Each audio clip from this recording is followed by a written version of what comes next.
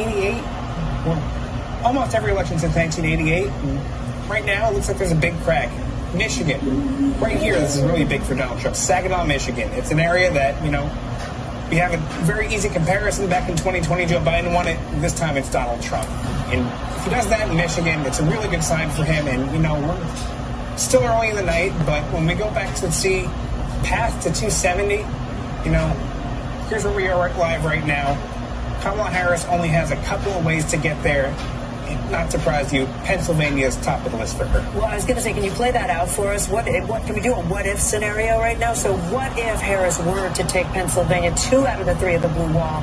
What else does she need? So if she takes Pennsylvania, that puts her at 219 electoral votes in here. I'm going to put the numbers for folks at home. You can see just what we're working with here. Got to look at this. Virginia, we expected to call this much earlier tonight. Let's assume that goes to her. Minnesota as well. It's gotten Democratic for nearly 50 years now. Then it's a toss-up. We got 4 states, Sun Belt here.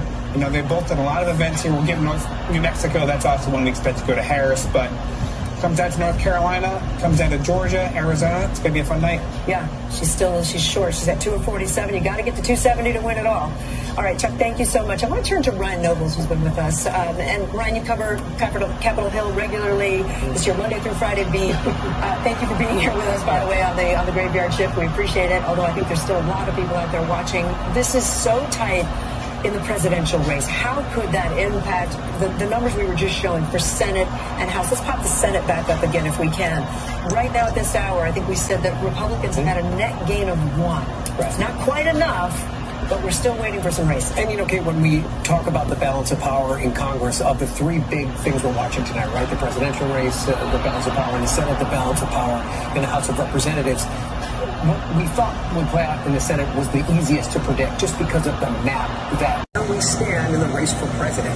Let's take a look at the all-important battleground states that we've been watching all night, and we are going to begin in Pennsylvania. And that's when we see a race that is too early to call. Right now, Donald Trump has a slight edge over Kamala Harris, but it is too early to call. Moving on now to North Carolina.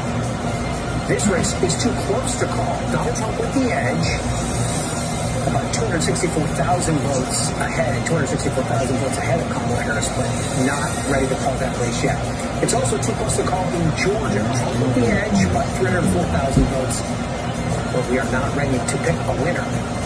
And in Arizona, the 11 electoral votes there, it's a battleground state, 99% of the vote in, still too early to call there. Arizona crucial for Kamala Harris in this particular race. And in Virginia, this is a state that we expected to call early for the Democrats.